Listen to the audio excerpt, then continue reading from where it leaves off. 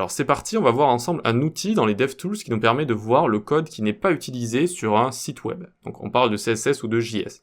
Ici j'ai créé un simple H1 et un bouton. Hop, ici j'ai rajouté du style qui correspond aux éléments de ma page, mais aussi du style qui correspond à aucun élément, pour qu'on puisse voir la différence. J'ai aussi utilisé une pseudo-classe pour qu'on comprenne certaines choses avec cet outil. Le script ici va avoir certaines méthodes qui vont s'exécuter comme ça directement, mais cette fonction-là ne va pas s'exécuter. Pourquoi? Parce qu'elle va seulement s'exécuter quand je cliquerai sur le bouton. C'est pour ça que je l'ai appelé unused comme ça. D'accord? Donc on va voir tout ça en détail. Donc j'ouvre ici mon site, j'appuie sur F12, et ici j'ai 3 petits points tout à droite, More Tools, et en fait j'ai plein d'outils. D'accord? Donc il y a plein d'autres outils que les petits onglets juste ici. Donc je vais cliquer sur Coverage. Ok? Une fois que je suis là, il va me demander de cliquer sur ce bouton qui va effectuer un reload et en même temps qui va commencer à prendre en compte tout ce qui est utilisé ou pas. Vous pouvez aussi faire ici, clic droit, empty cache and hard reload, comme ça. Voilà, ça va permettre de vider le cache s'il y a un cache, et je vous conseille aussi de tester comme ça en mode invité, pour éviter d'avoir toutes vos extensions. Très bien, donc là par exemple mon CSS, je vois que 48% est inutilisé. Donc je clique dessus, je vais arriver sur Sources, et je vois que j'ai section et forme qui sont inutilisées, c'est vrai. Mais, et donc je vois ce qui est utilisé également, j'ai mon bleu juste ici.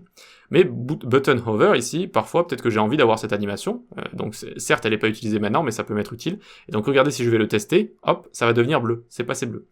Donc certes ça peut être assez fastidieux parce qu'il faut tester section par section et regarder un petit peu à chaque fois tout ce qui est rouge.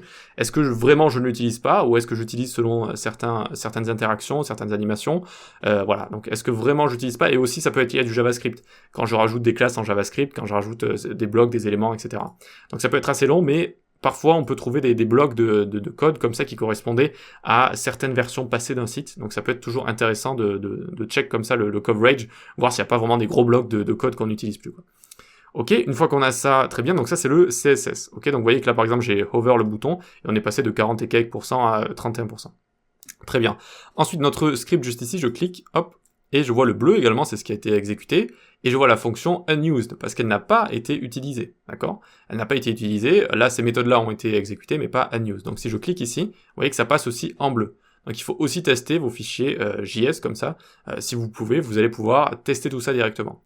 Donc assez sympa, et maintenant pourquoi j'ai l'index HTML juste ici? C'est bizarre, l'index HTML c'est juste de l'HTML, normalement tout devrait être exécuté.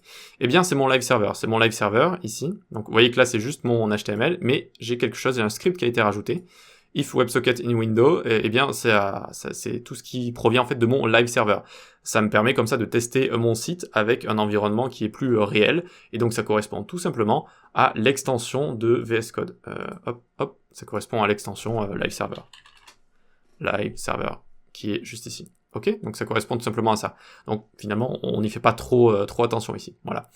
Très bien. Dernière chose que je voulais vous montrer, là on a pair function ici. D'accord, donc si j'enlève ça, donc j'arrête de regarder tout ça. Je peux cliquer pour clear le tout. Ok. Donc j'ai pair function ou pair block. Alors pair function en JavaScript, si une fonction n'est pas utilisée, ça va mettre que toute la fonction n'est pas utilisée. Pair block, ça va analyser vraiment tous les blocs. Donc s'il y a une condition dans la fonction qui n'est pas utilisée, ça va vous le montrer. Par exemple, ici, alors, où est-ce que j'ai mon code? Tac.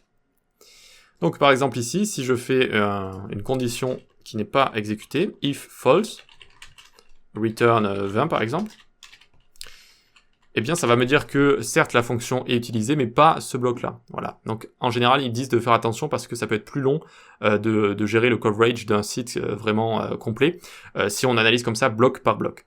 Ok, donc maintenant je vais reload et je vais faire un empty cache and hard reload juste ici. Je vais dans mon script.